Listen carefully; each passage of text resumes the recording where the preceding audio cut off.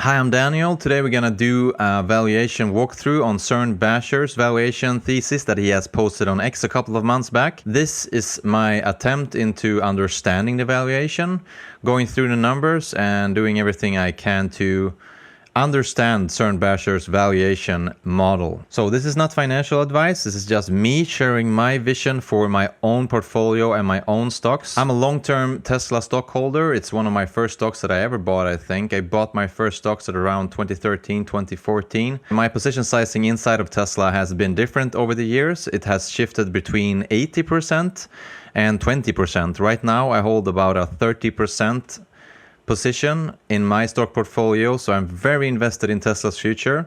In this video I might sound sarcastic at times, and that is not to diss Søren Bascher's valuation thesis here.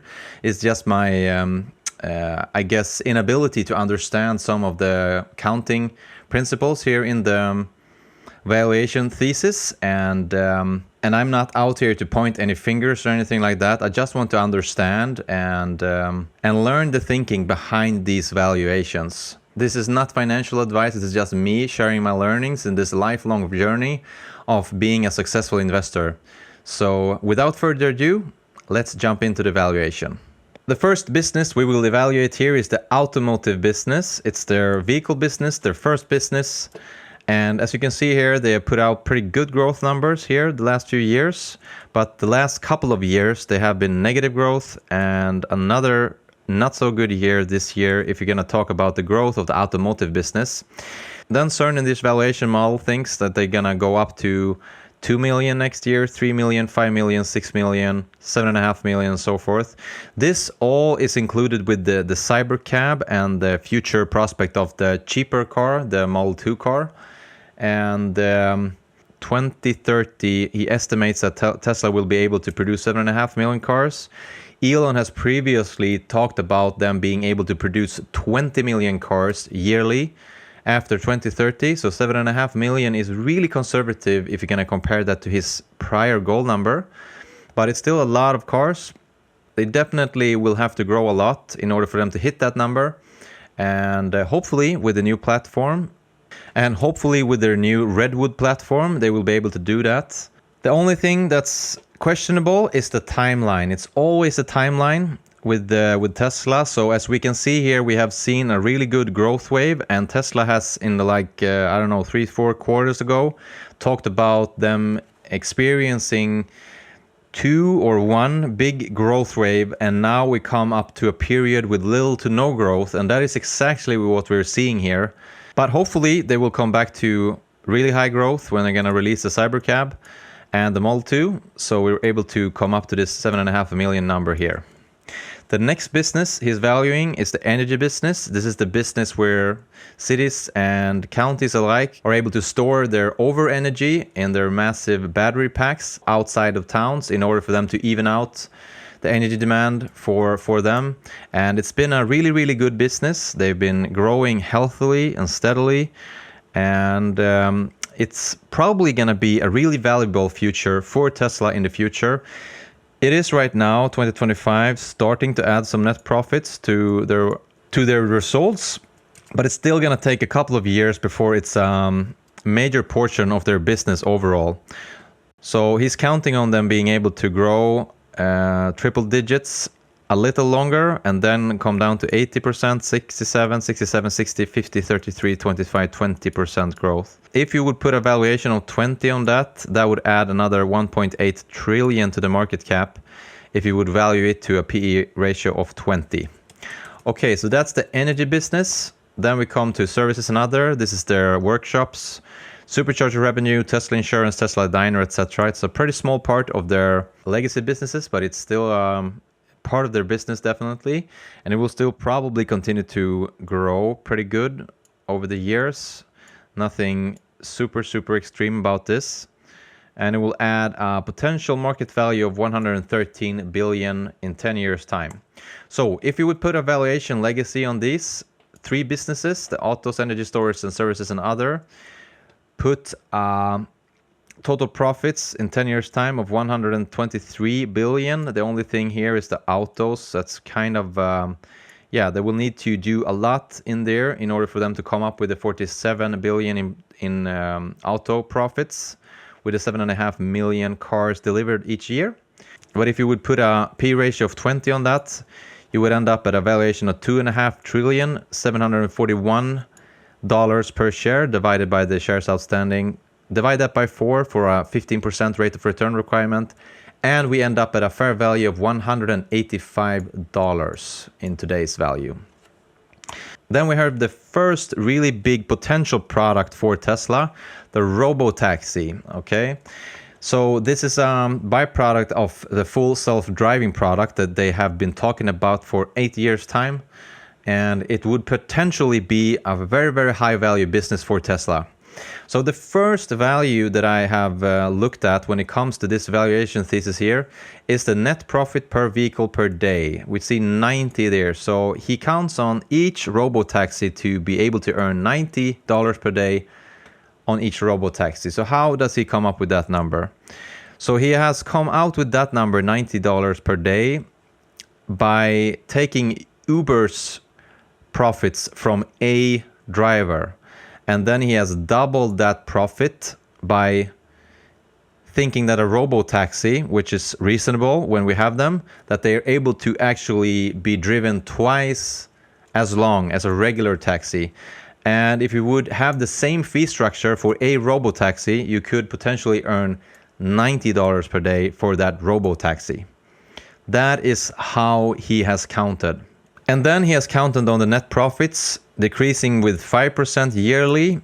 And that would end up being net profits of $54 per day per robotaxi. And the total net profits per taxi would go down with, 50% almost. And hopefully at this time you can end up at a situation where the cost for riding a robotaxi is as low as Elon has talked about for many years. So you could come down to 30 to 40 cents per mile driving when you ride a robotaxi, which would end up being about half the cost of owning your own car. And in that scenario, it will be hard to know how many robotaxis there will be needed because it will be so cheap to use a robotaxi. So probably a lot fewer people would need to have cars, which will be very interesting. And for future reference here, and for reference here also, he counts on them being able to have 21 million robotaxis. So after 3 million robotaxis in the network, he counts on the total robotaxi fleet to be 30% of the total cars that Tesla has produced ever.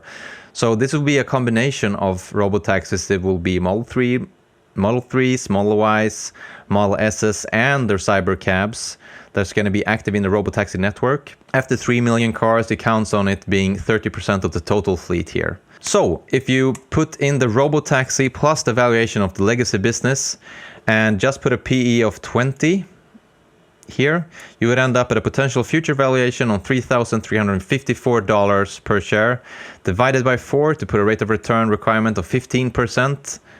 You end up at $838 if you would count in robotaxi as being this product for Tesla in the future, and they're being able to deliver on it on this time frame.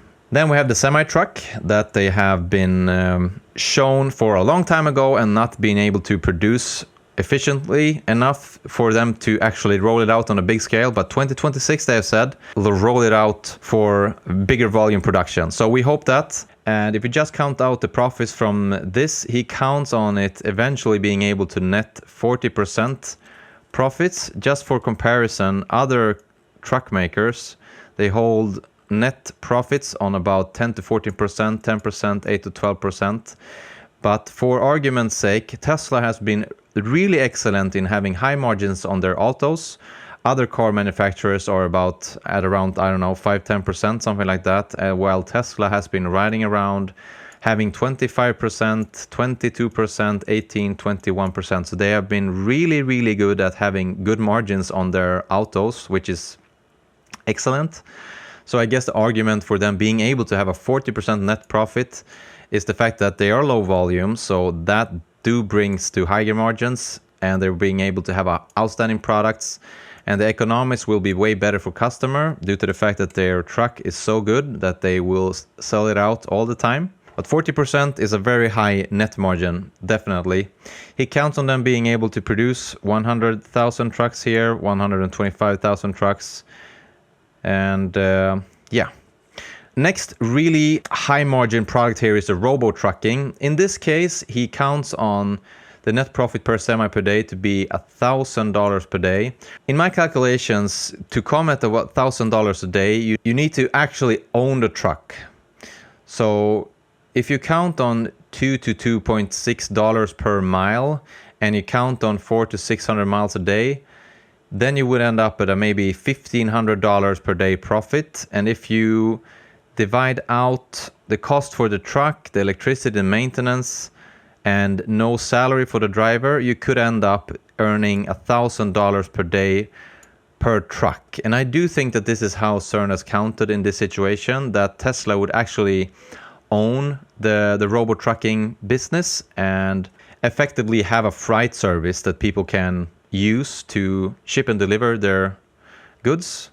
I don't know if that is how he has counted on this. If I would end up at a net profit per semi per day on 1,000, I do think that that is how he has thought about this. And then Tesla would actually own, in this calculation, 75% of the fleet, be able to deliver this freight business to other customers and earn this huge amount on each semi truck.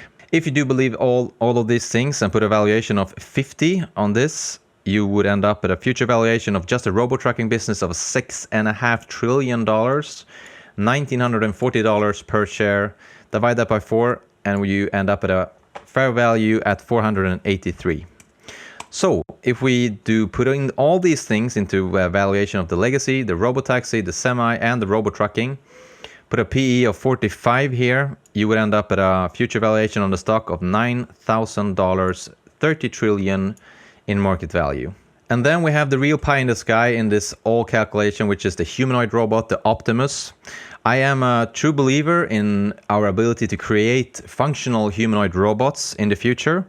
Do I believe that we will be able to produce 30 million robots in 2034? No, I do not. I have no idea how many humanoid robots we will create in the 2030s and beyond, but I do believe it will be someday. As with the other high growth, high value businesses that they have here in the future, we start by looking at the net profit per bot per day of $135. And how do we have counted on this? My interpretation is that he has counted on $10 per day for 20 hours. That would bring in $200 of revenue, minus $1 per hour in energy and maintenance, which would detract $20, netting $160. And then we subtract the robot depreciation and capital costs, and we would net out in $135. So effectively, Tesla would be able to lease this bot out and earn about $135 per day for the robot. This is his calculation. He has also calculated that you're able to keep this revenue and profits all the way up to 1 million bots, and then the profits per bot would decline by 20% due to the volume, all the way down to 100 million robots, and then we would decline the profits with 5% per year. This is how he has counted on it. The thing is here, no matter how you count on these Optimus scenarios, you can just count on selling the bot, you can just count on leasing out the bot. Everything is depending on them being able to actually reach these massive volumes here of 15 million a year, 15 million, 30 million a year. You know, this is a robot. You know, how easy can these be to manufacture? I don't know. You know, we create 1.5 billion phones a year, but this is not a smartphone. This is not a phone. This is a robot. There's got to be a lot of moving parts in there. But, you know, who knows? Are there any other good products historically we could look at to get a gauge on how many of these things could we realistically be able to produce yearly from one manufacturer? I don't know. Is there a good example of anything that's highly technical and advanced that we are able to ramp up in this type of speed? Are cars the thing that we should compare it to? And how did the volume production numbers look for the cars when it was new? Is there anything else that's better to compare it to? Do you have any suggestions that we could compare it to? Post it down in the comments. I have made a lot of different here, counting on the Optimus just being a hardware, sell it as a hardware, just being upfront 50K, and robot as a service for $1,000 a month, Optimus robot as a service for $1,000 a month flat. It doesn't really matter how you count on any of these things. You will end up with a huge valuation here: 35 trillion, 32 trillion, 11 trillion. It all depends on them actually being able to come up with these types of numbers. And I would love to know and see and understand the situation where they actually can come up with these numbers and produce a product that is amazing and that's able to actually penetrate the labor market, because the labor market is huge. I think it's at $70 trillion market. It's huge. But as I said, it depends on them coming up to these type of numbers. But it's very interesting to see just how he counts on the net profit per bot per day. Really, really interesting. Finally, we have the auto-bidder business. This is the software business that sits on top of the energy business. So it's a software-driven platform where you as a customer buying all these mega packs are able to use the software in order for you to spread out the energy things and make the big battery packs work pretty much. You have different actors inside of this market. Also, I think you have like 4 or 5 major actors having software for this kind of products. But if you're able to actually deploy these battery packs, I would deem it to be very reasonable for them to have a 50% take rate of that business. And since it's a software business, it's a very, very high margin business. I can definitely see that you could value this business to 1.5 trillion in 10 years time. So the auto bidder, the energy business, the auto business, and the services and other businesses, these are businesses that doesn't need to have a lot of things go right for them to be actual really, really good businesses in the future. It's the robo taxi, robo trucks, and the Optimus that is really pie in the sky products, and hopefully everything will come to fruition. But it's a lot of things that needs to be going right for it to become very successful. And if you put everything together at a P ratio of 45, you would end up at a valuation of $151 trillion, $45,000 per share, fair value of $11,000 per share today. Put a 15% rate of requirement. Whew. Yeah, it's so much numbers. So this is my attempt on understanding this valuation. I have the Excel sheet down in the description, so you can download it and put in whatever numbers you like. If you think that I have made some major mistake into assuming things or whatever, just post it in the comments and I will research it and try to understand your take of the thing. And hopefully I will learn something. Elsewise, you have a great day. Good luck with your investing.